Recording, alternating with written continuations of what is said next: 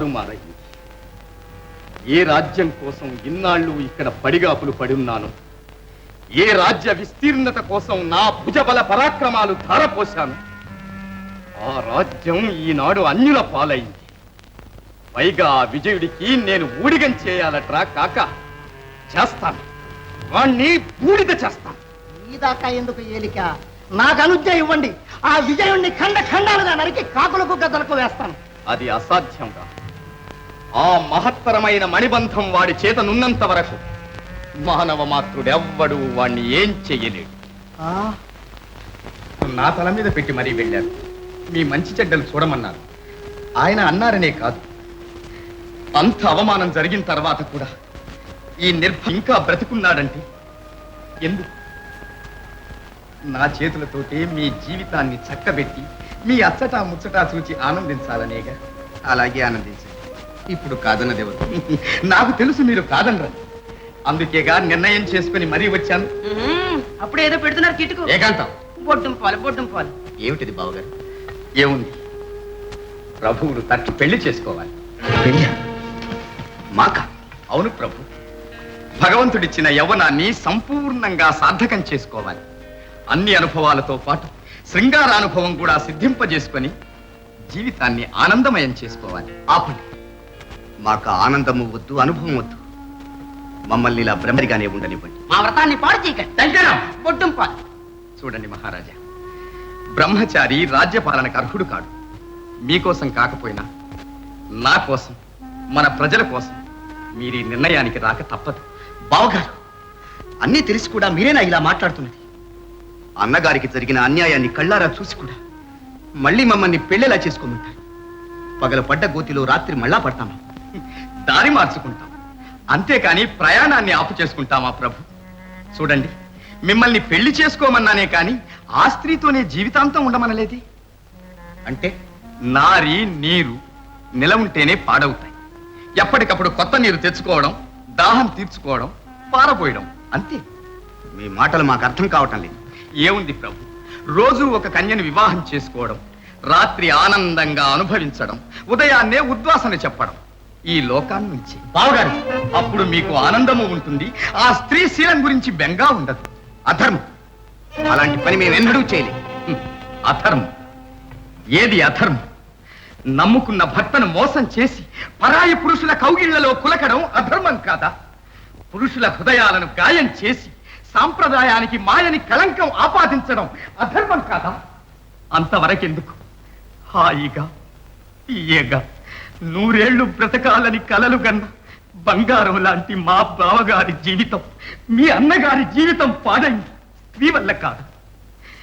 ఎండ కన్నెరుగని ఆ ప్రభు ఈనాడు ఎడారుల పాలైంది స్త్రీ వల్ల కాదా? ఆయన ఆత్మశాంతి కోసమైన ఆ స్త్రీ జాతిని శిక్షించడం మీ ధర్మం కాదా? కామినుల కామదాహానికి బలి అయిపోతున్న పురుష జాతిని ఉద్ధరించడం ప్రభువుగా మీ బాధ్యత కాదా? చెప్పండి మహారాజా, చెప్పండి. అవును, స్త్రీ జాతిని శిక్షించాలి. మా అన్నగారి ఆత్మకు శాంతి కలిగించాలి. బావగారు, మీ ఇష్ట ప్రకారమే కానివ్వండి. ప్రభు,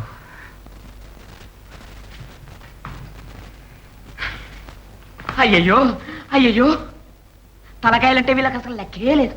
సొరకాయల్లా కోసేస్తాను. పక్క చికెన్ బ్రహ్మచారి గారిని నేనేం కోస్తాను? ఎంకను. నేను అసలు పెళ్ళే చేసుకో. ఏకో నారాయ్.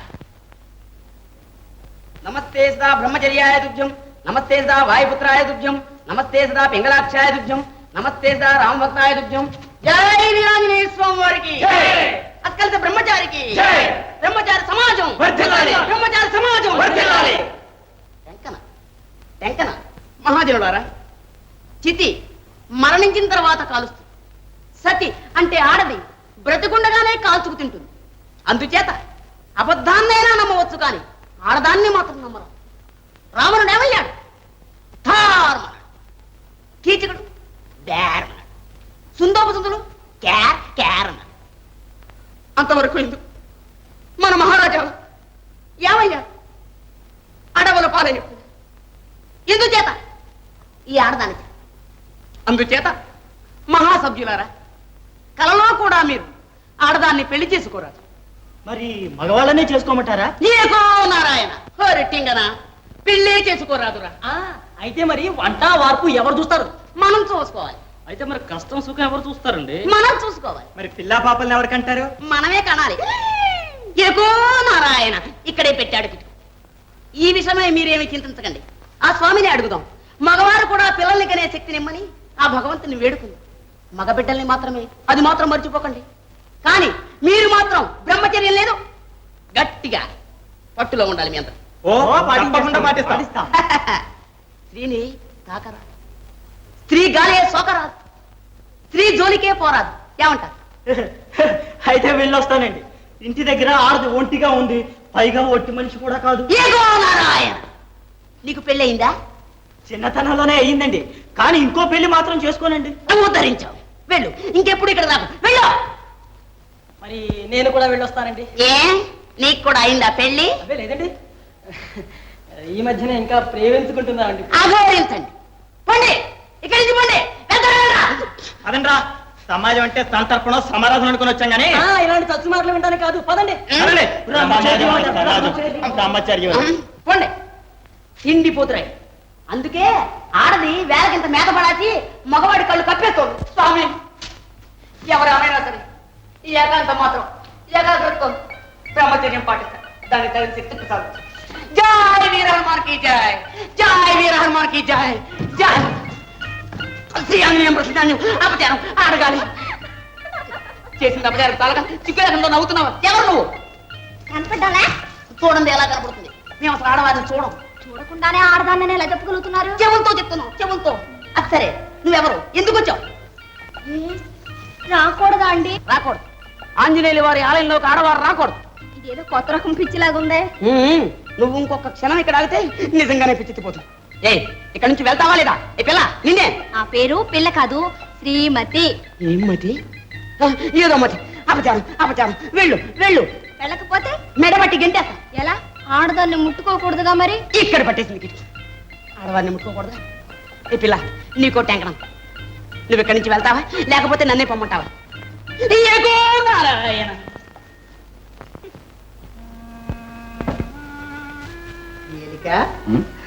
మహారాజును పదభ్రష్టుని చేస్తానని చెప్పి పెళ్లి కొడుకుని చేశారేమిటి? కాక కాక అదే రాజతంత్రం. ఏ ప్రభుత్వమైనా పతనం అవ్వాలంటే ప్రజలే ఎదురు తిరగాలి. విజయుడు పదభ్రష్టుడు కావాలంటే మన ప్రజల్లో అశాంతి ద్వేషం రేకెత్తించాలి. అందుకే ఈ ప్రయత్నం అంతా. వాళ్ళ కన్న బిడ్డల్ని తెచ్చి పెళ్లిళ్ళు చేసి ప్రాణాలు తీస్తాం. అప్పుడు మహారాజుకు సన్యాసం, తమకు పట్టాభిషేకం. త్రివిరా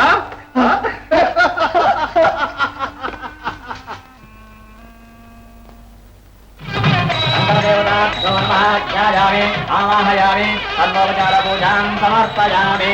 ఓం వాస్తంధనం దశగుణం మాంగళ్యసూత్రాన్వితం సీతారాఘవజాద్వివానరే కుర్యాత్ సదాన్మంగళం.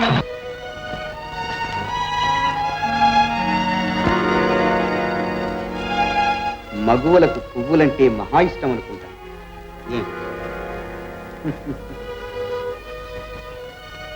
స్త్రీలకు పువ్వులకు చాలా దగ్గర పోలికలు వికసించడం, ఆకర్షించడం.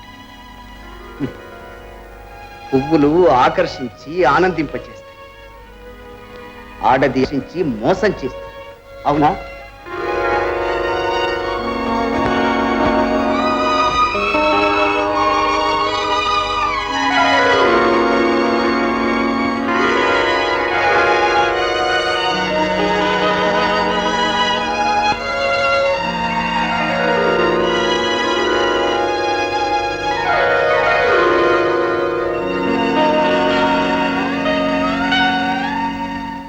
రోజుకొక అమ్మాయిని పెళ్లి చేసుకుంటున్నాడు, తెల్లవారేసరికల్లా ఉరి తీయిస్తున్నాడు.